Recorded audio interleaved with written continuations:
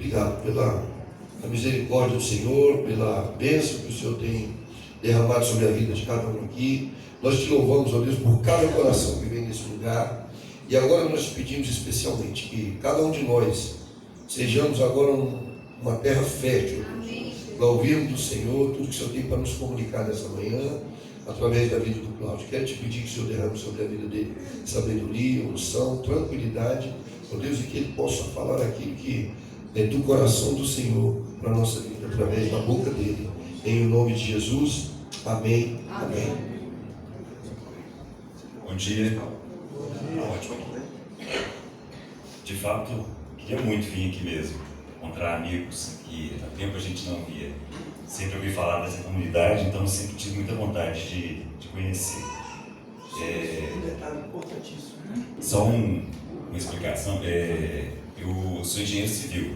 Minha formação é na área de exatas. Eu fui professor de física durante 22 anos. A minha formação não é em teologia. Eu sou pastor, assim como todos nós somos. De fato, as ovelhas que vêm para a nossa casa a gente pastoreia, mas a minha formação não é em teologia. Como professor de física, eu acabei percebendo uma série de dificuldades que as pessoas tinham na leitura da Bíblia, em especial o Antigo Testamento.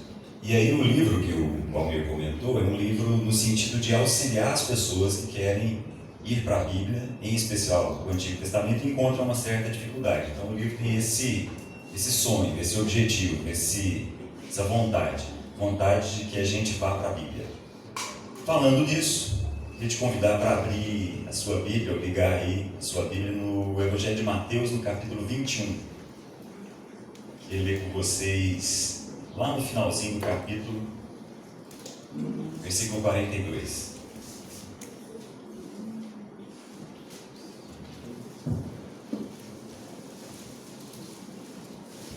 Nós temos ceia hoje, né? Controlar o tempo aqui com cuidado. Tem alguns avisos também, né? Lembrando bem. Acharam? Muito importante que você acompanhe junto comigo aí, por favor. Vou ler 2 textos, esse é o primeiro. Eu queria que você acompanhasse com muita atenção. São textos pequenos, mas eu queria que você estivesse junto comigo aí. Jesus lhes disse: vocês nunca leram isto nas Escrituras? A pedra que os construtores rejeitaram tornou-se pedra angular. Isso vem do Senhor e é algo maravilhoso para nós. Portanto, eu digo que o reino de Deus será tirado de vocês e será dado a um povo que dê os frutos do reino. Aquele que cair sobre esta pedra será despedaçado, e aquele sobre quem esta pedra cair será reduzido a pó. Só um parêntese aqui. Não sei se eu tiver a sensação ao ler a Bíblia de vez em quando que a gente não entende nada. Não precisa me responder não, mas seja muito honesto. Vocês entenderam? Jesus falando a respeito de 2 pedras aqui, ou até 3. Não é fácil, né? Ou vocês acham? Sendo muito honesto, eu não amo. Só que a turma que ouviu entendeu. Olha o versículo 45. Quando os chefes, os sacerdotes e os fariseus ouviram as parábolas de Jesus, compreenderam. Ele estava falando a respeito deles. É esse o meu objetivo. Tentar fazer com que a gente capte algumas coisas, mas de fato elas não são necessariamente simples. Por 2 questões básicas. Primeiro, porque as palavras são muito dinâmicas e porque as culturas também são. Por exemplo, esquecendo um texto aqui um minutinho. Eu tenho um filho de 21 anos, tenho um de 21, tenho um de 13, está aqui comigo, e tenho uma de 6. Eu acho interessante, quando eu fazia faculdade, como eu falei para vocês, minha área era exatas, então dificilmente eu tinha alguma matéria na área de humanas. Eu me lembro de um professor da área de humanas que sempre pedia para a gente fazer uma resenha de um livro. Lembram disso? Vocês são dessa época? Aí eu acho engraçado ver meu filho hoje chegando em casa falando assim: pai, estou saindo com uma resenha. Não é estranho? Sim. Parece que não casa, né? E olha que eu estou falando de coisas que são muito recentes. Se a gente voltar um pouco mais no tempo, o que seria para nós hoje uma pessoa sofisticada? Hoje? Uma pessoa chique? Né? Se a gente voltasse aos dias de Jesus, sofisticada é uma pessoa que está associada à palavra sofisma. Sofisma é tudo aquilo que tem aparência de verdade. Então, uma pessoa sofisticada nos dias de Jesus era um mentiroso. Uma pessoa que tinha aparência de algo que de fato não era verdadeiro. Interessante, né? Nos dias de Jesus, piscina, o psi aí é peixe, era o lugar onde as pessoas colocavam peixe. E aquário, ário, era o lugar onde as pessoas tomavam banho. Olha que interessante, exatamente o inverso, né? As palavras têm uma dinâmica que muitas vezes a gente não percebe. E não só as palavras, as culturas também têm uma dinâmica que, por causa disso, às vezes também nós não percebemos. Por exemplo, se eu estivesse no norte do país, se eu estivesse num rio aí do norte do país e dissesse para as pessoas que nós íamos fazer uma galinhada, o que será que eles iam pensar? Vou nem falar com piqui, né? Porque é pior ainda. Mas ao mesmo tempo, se nós estivéssemos no norte do país e alguém convidasse a gente para ir numa festa chamada Círio de Nazaré, será que nós sabemos do que se trata? E olha que nós estamos falando do Brasil. Círio é de onde vem a palavra cera. Na verdade é uma procissão que vai ao redor de uma grande vela de cera. Para eles lá, quem é do norte aqui deve saber, claro, né? Para nós, agora quem vem do norte aqui e vê as nossas festas, das cavalhadas, por exemplo, o que eles vão pensar? E até para nós é meio difícil, não é não? E na verdade a festa das cavalhadas não é da nossa cultura, da cultura portuguesa. O que eu estou querendo chamar a atenção? As palavras, como a que a gente leu aqui, não são necessariamente simples, e as culturas, às vezes, nos permitem a compreensão de textos que são profundos. Por exemplo, falando a respeito de Jesus, quando Jesus diz assim, olha, não deixem o coração de vocês ficar perturbado. Eu vou preparar lugar para vocês, porque na casa do meu Pai há muitas moradas. Não me responda. Quando a gente ouve esse texto, a casa de meu Pai, na cabeça de todos aqui, ou de quase todos, eu tenho certeza que não vai vir o que vinha na cabeça de um judeu do primeiro século. Entenderam? Para quem é que Jesus estava falando? Por exemplo, esse texto aqui, Jesus está conversando com judeus do primeiro século. E como o texto diz, eles entenderam. Quando Jesus diz assim, vou para a casa do meu Pai, e na casa do meu Pai há muitos aposentos, é bem provável que a maior parte de nós deve estar pensando no céu. E o que era a casa de meu Pai para um judeu? Há vários textos que nos ajudam nesse sentido. Por exemplo, quando Jesus chega no templo e vê muito comércio no templo, ele fala, esse aqui não é um lugar de comércio. A casa do meu Pai não é um lugar de comércio. O que Jesus está falando? O que era a casa do meu Pai? O templo. E se a gente seguir essa linha de raciocínio, a gente vai aprender muito com esse texto. Muito. Tem várias coisas que são importantes e que às vezes a gente vai perdendo. E por isso eu queria chamar a atenção para isso daqui. Jesus está falando nesse texto a respeito de duas pedras, ou de uma pedra em duas situações diferentes, em dois textos diferentes, que não são do nosso dia a dia, não são da nossa cultura. E mais, ele está falando numa turma de judeus do primeiro século. Então nós estamos falando de um tempo que é bem diferente do nosso, e de uma cultura que é muito distante da nossa. Se nós não entendermos isso, talvez nós percamos a chance de entender a profundidade do que Jesus está ensinando aqui para a gente.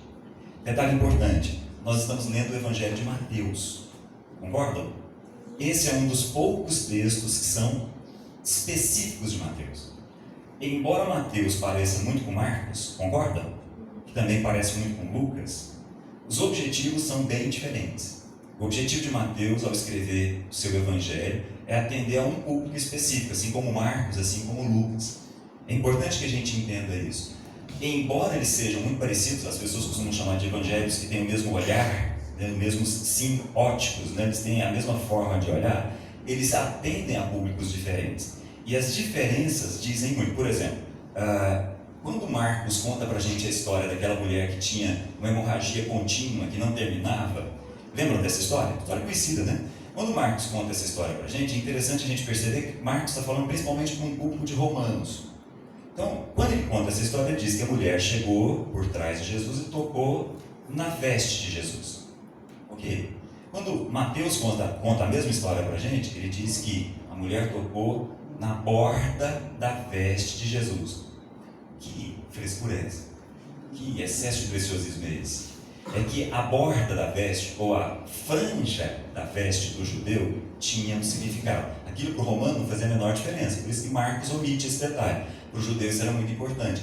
As franjas que ficavam ali na borda do manto, era uma franja com uma trança azul. Azul era uma cor muito rara no primeiro século, era muito difícil a pigmentação azul. Aliás, uma reunião como essa no primeiro século era uma reunião onde as roupas das pessoas seriam basicamente da mesma cor, com exceção do púrpura, muito característico dos reis e das pessoas ricas, e o azul. O azul é muito difícil. Não sei se vocês lembram lá no Antigo Testamento, para caracterizar a arca, na hora de tampar a arca para movimentar, tinha um véu azul. Todo mundo que olhava para o azul via direitinho, já sei o que está ali.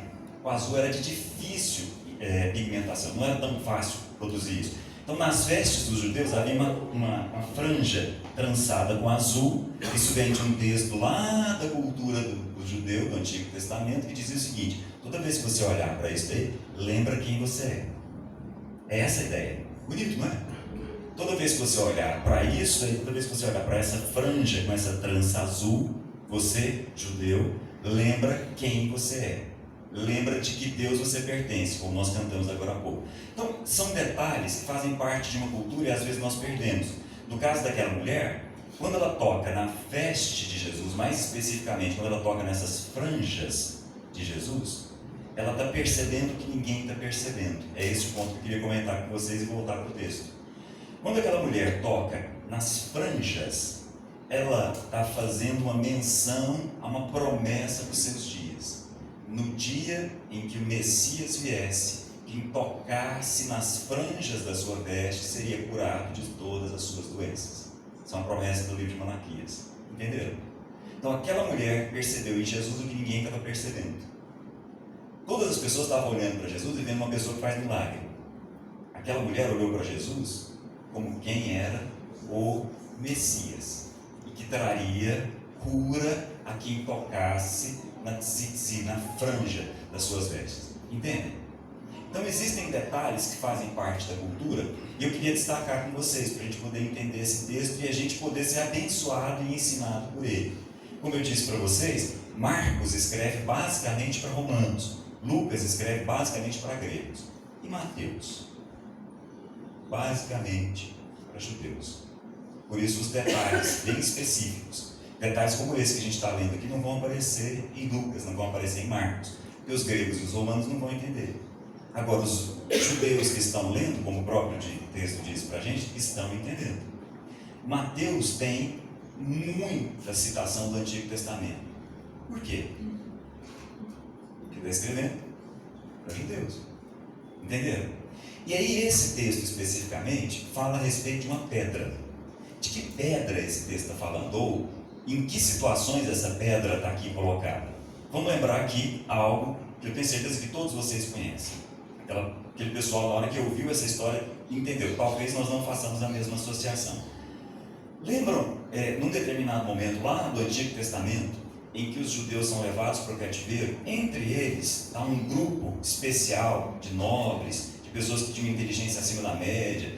Entre eles estava lá, por exemplo, o profeta Ezequiel, estava lá o profeta Daniel. Lembra desse episódio? No final do Antigo Testamento, a turma é levada para o cativeiro babilônico. Muito bem. Lá no cativeiro babilônico tinha um líder. E aí nós já estamos falando de um período na história em que a própria história, independente da Bíblia, já conta detalhes para a gente. Qual era o principal líder dos babilônios nessa época? Uma figura mítica chamada Nabucodonosor. Nabucodonosor tem um sonho. Lembram disso? Não é Daniel. Daniel tem vários sonhos depois. Mas o sonho que Deus dá, antes de mais nada, é um sonho ao principal líder daquele momento.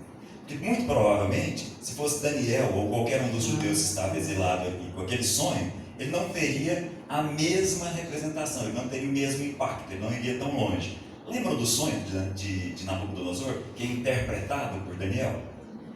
Daniel interpreta um sonho, aliás, interessante que Daniel tem que também adivinhar o sonho, né? Porque Nabucodonosor falou, tive um sonho. Então, eu quero a interpretação dele. Tive um sonho, o texto diz pra gente que o sonho foi tão perturbador que ele não conseguia dormir mais. Interessante, né? O sonho foi tão perturbador que ele não dorme mais. A partir desse sonho, ele chama todos os sábios, ali do império, inclusive Daniel e os amigos dele, diz: olha, tive um sonho que me perturba, quero saber qual é a interpretação. Aí os sábios dizem: conta pra gente o sonho, Nabucodonosor, a gente interpreta para você. Ele falou: não, se eu contar, vocês não interpretar, eu nunca vou saber se é verdade. É o seguinte, vocês que têm um jeito de saber qual foi o sonho que eu sonhei. E se não souber, morre.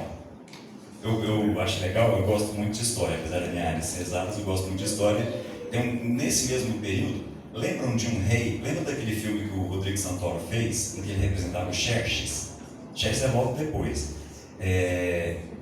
O Xerxes, bem característico daquela época, constrói uma ponte, e a ponte cai. Ele manda matar todos os engenheiros que construíram a ponte. É um jeito bom de resolver as coisas, né? Nessa turma que está aqui, ele chama Nabucodonosor, não Xerxes. Nabucodonosor chama os sábios e diz: me diz qual é o meu sonho e interpreta. E aí os sábios dizem: olha, isso só cabe aos deuses, e os deuses não habitam entre os homens. O Senhor está pedindo, ninguém nunca pediu para a gente. Não dá para fazer esse pedido. E aí Nabucodonosor diz: mas é isso mesmo. Se não disser o que eu sonhei, e se não interpretar, morre todo mundo. Daniel se coloca diante de Deus junto com os seus amigos e recebe de Deus não só o sonho, como a interpretação. Lembram do sonho? O sonho é de uma grande estátua. Uma estátua, segundo o texto, terrível. Uma estátua estranha, que era constituída de vários materiais. A cabeça era de ouro, lembram disso? O tronco era feito de prata, e aí vai, né? Os materiais vão mudando até chegar nos pés, que é uma mistura de ferro e barro. Muito bem. O próprio Daniel diz para a gente: você, Nabucodonosor, representa a cabeça de ouro. Então perceba, não tem que fazer nenhuma interpretação, o sonho está interpretado. Então a cabeça de ouro é representada pelo Império Babilônico. E o próprio Nabucodonosor recebe de Daniel a interpretação e diz: depois de você vai vir um outro reino. Depois de você um outro reino, depois de você um outro reino. Os historiadores costumam dizer que isso é uma sequência. Então a gente tem o Império Babilônico, o Império Persa, o Império Grego, o Império Romano. Se essa sequência, não sei. Eu sei o seguinte: o que assusta Nabucodonosor não é a estátua. Não é essa estátua feita de materiais diferentes. Estátua era algo muito comum para aquela época. Inclusive o próprio Nabucodonosor, talvez animado com essa estátua, logo depois constrói uma estátua dele mesmo de ouro. Lembram desse episódio? Então, estátua não é a questão é a seguinte: de repente, o texto diz assim: uma pedra se solta sem o auxílio de mãos humanas.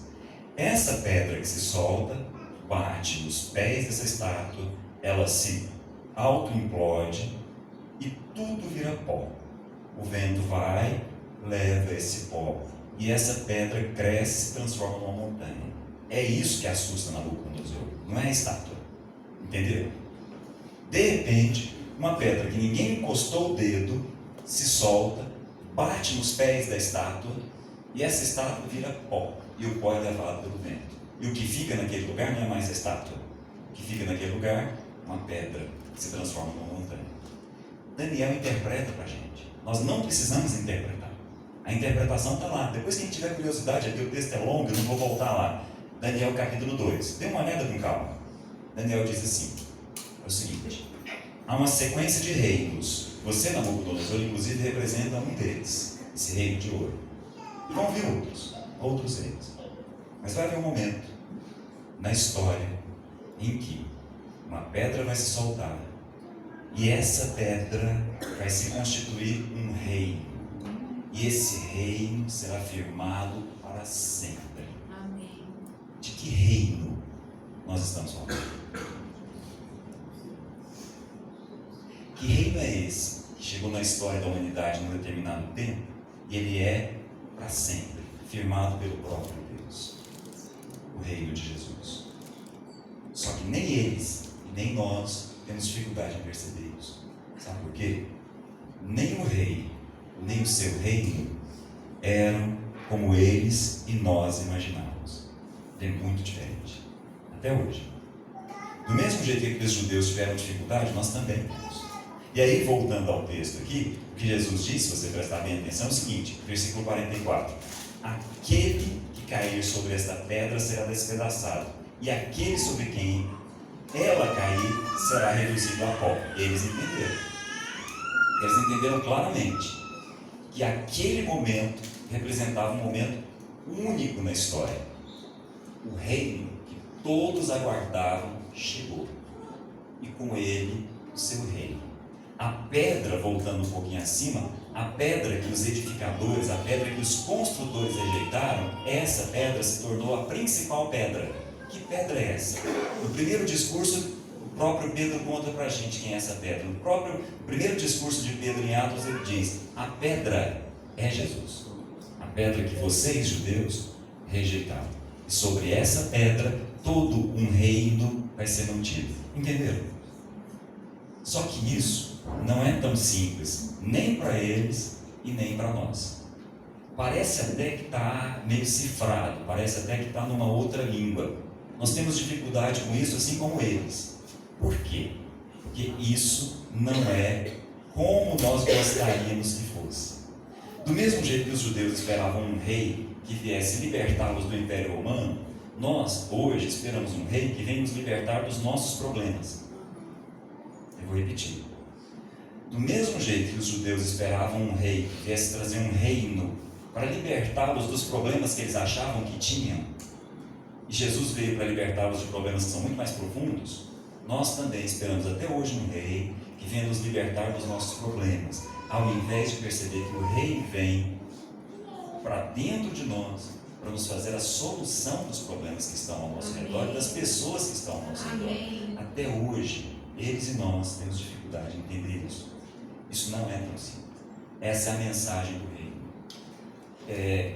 Às vezes, a gente tem voltando à questão da cultura, a gente tem uma certa dificuldade em entender, por exemplo, quando a gente fala assim, Jesus, voltando a Mateus, né, de uma forma geral, que escreve para os seus compatriotas judeus, Mateus, desde o início do seu evangelho, se você tiver curiosidade, depois dá uma olhadinha, desde o primeiro capítulo do primeiro versículo, Jesus é apresentado como filho de Abraão, ou seja, um judeu, e um filho de Davi. Quem é Davi? O principal representante da dinastia, o principal representante dos reis entre os judeus. Entende? Quando a gente vira o capítulo, vai para o capítulo 2, tem um outro episódio interessante que só Mateus registra, que é o seguinte: de repente, alguns sábios, né, que a gente nesse período aqui traduz com a palavra magos, saem lá da Mesopotâmia, chegam até a Judéia e pedem uma audiência com o rei dos judeus. Olha só, primeiro século, Palestina, Jerusalém, Judéia. De repente aparecem 3 pessoas estranhas, esquisitas, lá da Mesopotâmia, que a gente chama de Irã hoje. Eles aparecem lá seguindo uma estrela, pedem uma audiência com o rei, perguntam para o rei: onde é que está o recém-nascido rei dos judeus? Entendeu o contexto? Se a gente entender quem é o rei naquele momento, se a gente entender quem é Herodes, e esse é o primeiro Herodes, porque a Bíblia tem vários, esse é Herodes o Grande. Se a gente entender o quanto esse homem era aficionado pelo poder, e na verdade ele não era judeu, então o que ele fez para estar naquele lugar, e o que ele continuava fazendo para ser o rei dos judeus, nós vamos entender a estranheza dessa frase, só para vocês terem noção. Herodes, para se manter naquele lugar, fez todos os acordos que eram necessários com Roma, e não perdoava matar nem esposa nem filho, para se manter naquele lugar. Num determinado momento ele desconfiou que a esposa dele estava se juntando a alguns dos seus filhos para tomar o lugar dele. Muita desconfiança, mandou matar. Ele gostava daquele lugar. Aí de repente aparecem estranhos que dizem o seguinte: oi rei, tudo bem? Queria perguntar para o senhor, onde é que está o recém-nascido rei? Como assim? Eu sou o rei aqui. Como é que tem um outro rei? Mas na verdade, todos sabiam. Herodes não era o rei. E todos naquele momento, todos naquele instante do primeiro século, sabiam muito bem: virá um rei. O que caracteriza esse rei não é aquilo que nós, dentro da nossa cultura, estamos acostumados. Em geral, para nós, quando a gente pensa num rei, o que tem como característica básica de um rei? Por exemplo, quando a gente vê uma cerimônia para um rei na Inglaterra nos nossos dias, o que caracteriza um rei? Como é que é a cerimônia? O que é a parte mais importante de uma cerimônia para um rei? Colocar a coroa, né? Lá atrás, na história desse povo, não existia coroa. O que caracterizava um rei era que o sacerdote pegava um recipiente com óleo e derramava sobre a cabeça dele. Lembram disso? Na história desse povo, quando o primeiro rei apareceu, que é Saul, ele foi ungido pelo profeta Samuel. O profeta Samuel chegou com um recipiente bem estranho, que era um chifre. Nós estamos na idade do bronze, então não é como nos nossos dias. Então pegou um chifre com óleo, chegou lá e derramou óleo sobre a cabeça de Saul. A mesma coisa acontece com Davi. O mesmo profeta Samuel chega lá, derrama óleo sobre a cabeça. Todo mundo sabia. Derramou óleo, ungiu com óleo. Quem é esse? O rei. No final da vida de Davi já não existia mais o profeta Samuel para dizer bem claro para todo mundo: olha, o próximo rei é Salomão. Ele se encarrega, Davi se encarrega de chamar os profetas e de novo fazer a mesma coisa, colocar o óleo sobre a cabeça de Salomão para dizer: esse é o rei. Percebem? Nem se menciona coroa, diferente da nossa cultura, né? A expressão o ungido é o que nós traduzimos hoje da língua hebraica com o nome de Messias, que traduzido para a língua grega é Cristo. Então olha, ungido, Messias, Cristo. Tudo isso para dizer o quê? O rei. Gente, num determinado momento da nossa história, o rei saiu da dimensão espiritual e entrou nessa dimensão. No ano 1 da nossa história, talvez a gente não perceba, mas o rei veio, o rei chegou, e junto com ele, o seu reino. Só que não era como nós imaginávamos. Esse reino não vem para resolver as questões que estão do lado de fora. Esse reino vem para mexer com a nossa interioridade. E até hoje nós temos dificuldade com isso. O Evangelho de Mateus, com todos os textos que são peculiares, vão mostrar para a gente uma série de detalhes a respeito disso. E eu queria destacar um. E aí, o segundo texto que eu queria ler com você. Pega, por favor, Mateus capítulo 13, que é extremamente conhecido. Mateus capítulo 13. Muito conhecido. Uma sequência de parábolas que estão aí. Como é que a gente costuma chamar essas parábolas? Parábolas do reino. Concordam? E a maior parte delas, Jesus começa assim: e o reino de Deus é semelhante a. Ok? Muito bem. Se você perceber, quando Jesus conta a primeira parábola, que é a parábola do semeador, que a gente conhece bem, os discípulos chegam para ele e falam assim: por que você está falando através de parábolas? Aí ele diz no versículo, vou achar aqui, ele diz assim no versículo 11: a vocês foi dado o conhecimento dos mistérios do reino dos céus. Então, olha só, olha para mim um minutinho. Jesus está falando através de parábolas. Os discípulos perguntam: por que o senhor está falando de uma forma que ninguém entenda? Aí ele diz: a vocês eu vou falar. A vocês é mostrado, a vocês é ensinado, a vocês é revelado os mistérios do reino. E aí Jesus conta uma parábola que a gente conhece bem, a parábola das sementes. Lembram dessa parábola? Muito conhecida, né? Junto com a parábola do filho pródigo, talvez sejam as parábolas mais conhecidas de Jesus, concordam? Lembram dessa parábola? Faz um exercício comigo. A gente já conhece a parábola, mas faz um exercício comigo. Não é tão simples, porque quando a gente lê essa parábola, de novo, como nos outros exemplos que eu dei, a gente imagina a agricultura dos nossos dias. É uma tendência. Então, por exemplo, quando a gente, vindo de Goiânia para cá, você olha algumas lavouras aqui, e é interessante a uniformidade das lavouras que a gente tem. Porque a gente tem um tipo de maquinário que eles não têm. Lógico, estamos falando de 2000 anos. Então, tenta imaginar essa cena. Imagina com a sua cabeça essa cena.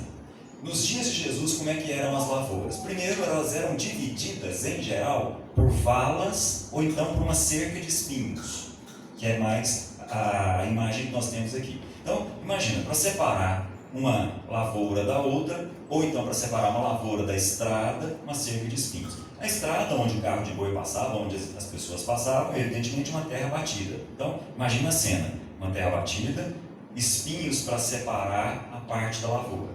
E nessa parte da lavoura que está aqui, como eles não tinham os mesmos arados que nós temos hoje, eles não tinham como uniformizar a terra como nós uniformizamos. O que eu estou querendo dizer com isso? Hoje, quando a gente planta qualquer coisa, quando a gente olha para as árvores que vão sair daqui e dali, elas estão todas do mesmo tamanho, porque a gente consegue mexer nesse piso que está aqui de forma a uniformizar a plantação. Entendem o que eu digo? Tranquilo esse aspecto? Nesses dias não. Então, por exemplo, nesses dias aqui do primeiro século, se a pessoa tem uma camada de 30, 40 centímetros de terra por baixo, tem uma rocha, não tem o que fazer com ela. Hoje não. Hoje a gente mexe, movimenta completamente isso daí e uniformiza tudo. Nesses dias não. Então, olha só. Jesus diz assim, ó, o semeador saiu a semear. Uma parte das sementes foi lançada e caiu à beira do caminho. Lembram? Onde as pessoas pisam. Outra parte caiu entre os espinhos. Então, a semente passou por meio do espinho e caiu na terra. Outra parte caiu num lugar em que havia uma camada de pedra por baixo. E ela não conseguiu ganhar profundidade. Lembram disso? E uma outra caiu num lugar onde, de fato, ela deu frutos a 60, a 100 por um. Lembram disso? Essa parábola é bem conhecida, né? Muito bem. O que Jesus conta para a gente dessa parábola? Eu vou fazer a mesma coisa que eu fiz com Daniel. Não vou interpretar a parábola. Vou prestar atenção junto com vocês na interpretação da parábola segundo Jesus. E segundo Jesus, presta bem atenção nisso, há mistérios do reino sendo revelado através dessa parábola e de outras. Então, que mistérios a gente tem para aprender aqui? Ok? Então, agora vamos para a interpretação de Jesus. Eu vou ler exatamente o que o texto está dizendo para a gente. Versículo 18. Portanto, ouçam o que significa a parábola do semeador. Acharam aí? Fundamental que você acompanhe junto comigo. Se tiver sem Bíblia, olha do lado, eu vou ponto a ponto. Mas é importante vocês perceberem o quanto eu estou sendo literal aqui no texto. Jesus diz assim, ó, quando alguém ouve a mensagem do reino e não entende, o maligno vem e arranca o que foi semeado em seu coração. Esse é o caso da semente que caiu à beira do caminho. Então, olha para mim aqui um minutinho. Lembram da imagem? A semente caiu à beira do caminho. O que aconteceu com ela? Os pássaros foram lá e levaram. Não é essa a imagem? Muito bem. Qual é a interpretação de Jesus? De novo, olha o que Jesus diz. Quando alguém ouve a mensagem do reino, o que está no seu texto aí? E não a entende. O maligno, o diabo, Satanás, vem e arranca o que foi semeado em seu. Então presta atenção em dois detalhes importantes que Jesus está dizendo para a gente. Quando é que o diabo tem espaço nas nossas vidas? Quando falta entendimento. Entendeu? Não sou eu que estou dizendo. Eu não estou fazendo um esforço interpretativo, não. Estou lendo o texto junto com vocês. Jesus está nos ensinando a respeito dos mistérios do reino é o seguinte: o entendimento é fundamental. E quando não há entendimento, o maligno tem oportunidade nas nossas vidas. Então o diabo tem espaço nas nossas vidas quando nós não entendemos. E um detalhe, o que foi semeado aonde? No coração. Porque o reino de Deus vem para a nossa interioridade. Amém. Que é nesse lugar que as coisas precisam ser resolvidas. Amém. Presta bem atenção no que eu vou dizer. O reino de Deus não vem para resolver as nossas circunstâncias externas. O reino de Deus vem colocar ordem dentro de nós. Porque aí nós estamos prontos para enfrentar o que vier do lado de fora. Porque por dentro nós estamos resolvidos. Entenderam? Então guardem. O maligno tem lugar nas nossas vidas quando não há entendimento. Muito bem. Aí tem aquela segunda semente. Aquela que caiu em um terreno pedregoso. Então pensa comigo, olha. A semente caiu na terra. Só que debaixo da terra tem uma camada de rocha. Tem um terreno pedregoso ali embaixo. Tá joia? Olha o que Jesus diz. Versículo 20. Quanto à semente que caiu em terreno pedregoso, esse é o caso daquele que ouve a palavra e logo a recebe com alegria. Todavia, visto que não tem raiz em si mesmo, permanece pouco tempo. Quando surge alguma tribulação ou perseguição por causa da palavra, logo a abandona. Muito bem, então olha só. Jesus não diz assim, ó, se aparecer alguma tribulação. Ele diz, quando? Ela vai vir. É fato. Tribulação virá. Segundo Jesus, essa tribulação, essa perseguição que está aí, esses sofrimentos, são exatamente as coisas que nos tornam pessoas profundas. Cuidado. O que nos torna pessoas profundas, então, é exatamente passar pelos sofrimentos, viver as tribulações, viver as perseguições por causa da palavra, viver a coerência com aquilo que nós aprendemos. Quando isso traz algum tipo de sofrimento para nós, é nessa hora que nós nos tornamos pessoas mais profundas. E temos a chance de ajudar as pessoas que são mais superficiais. Vou repetir. O que nos aprofunda na vida são os nossos sofrimentos. Os sofrimentos são parte da vida. Os sofrimentos nos tornam pessoas profundas, de raízes profundas, ou então o sofrimento nos torna pessoas amargas, porque nós não adquirimos raízes profundas. E aí os nossos frutos são amargos, porque eles estão na superfície. Entenderam? É o que Jesus está dizendo. Vamos para a terceira semente, versículo 22. Quanto a semente caiu no meio dos espinhos. Olha para mim aqui. Não fica pensando que a semente caiu no meio dos espinhos e ficou parada no meio dos espinhos. Não vai germinar ali.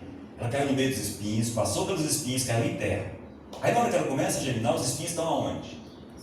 Em cima. E aí, olha o que Jesus diz. As sementes estão ali, essa semente que germina e sobe é sufocada pelos espinhos que estão em cima. Ok? Enxergaram a cena? Muito bem. Quanto a semente caiu no meio dos espinhos, esse é o caso daquele que ouve a palavra, mas a preocupação dessa vida, o engano das riquezas, a sufoca, tornando-a infrutífera. Então presta bem atenção. O que nos sufoca não são sofrimentos. Não é o sofrimento que tira o nosso ar. O sofrimento nos torna pessoas profundas. O que tira o nosso ar, que nos asfixia, são as ansiedades. São as coisas que brilham os nossos olhos. São as coisas que, na verdade, tornam a nossa vida infrutífera. As riquezas, as preocupações com essa vida. Então, cuidado para não misturar duas coisas. Angústia com ansiedade. A angústia é própria dos filhos do reino. A ansiedade, não. A angústia é própria de quem quer a coerência dessa vida como filho de Deus. Amém. A ansiedade, não. A ansiedade é própria de quem não conhece o seu Pai. São coisas distintas. Perceberam? Se você estiver se sentindo sem ar, saiba, isso é ansiedade. E presta bem atenção no que está tirando o seu ar. E é bem provável que seja alguma coisa que não tenha nenhum valor. O que nos angustia tem valor e é eterno. O que nos deixa ansiosos, em geral, são coisas muito superficiais e passageiras. Mas ainda bem, tem uma semente que cai em boa terra, né?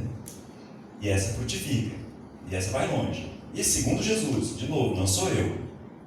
Quem é a semente que caiu em boa terra? Olha para o texto. Versículo 23. A semente que caiu em boa terra é o caso daquele que ouve a palavra e a entende. O nosso entendimento faz parte do processo. O reino vem para os nossos corações. O reino vem para a nossa interioridade. Isso passa por uma transformação do nosso entendimento. Isso passa por enxergar a vida com outros olhos. O que Jesus está nos dizendo aqui são mistérios do reino. Esse reino que nós temos muita dificuldade em enxergar. Tanto o rei quanto o seu reino. Entenderam? Vamos orar? Baixe sua cabeça um minutinho. Deus amado, em nome de Jesus, que nós todos aqui, todos nós, em nome de Jesus, todos nós, recebamos aqui um batismo de compreensão da Tua palavra.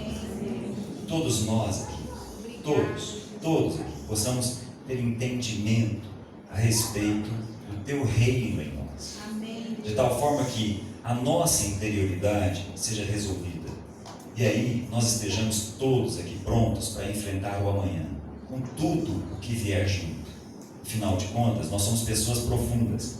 Pessoas em que as angústias, as dores, os sofrimentos nos tornam pessoas de raízes mais profundas. Que todos nós aqui, sempre que nos percebermos como quem perde o ar, que todos nós também percebamos que o que nos tira o ar não tem valor algum. São coisas totalmente circunstanciais. Em nome de Jesus. Que todos nós tenhamos entendimento a respeito da Tua palavra, de tal forma que o maligno não tenha nenhum espaço, nenhuma oportunidade em nós, que o diabo não tenha espaço na nossa falta de entendimento. Ao contrário, todos nós aqui tenhamos o nosso entendimento transformado e possamos viver a vida do reino, a vida de quem conhece o Senhor, o Rei dos Reis, aquele que instalou um reino que durará para sempre. Em nome de Jesus. Amém.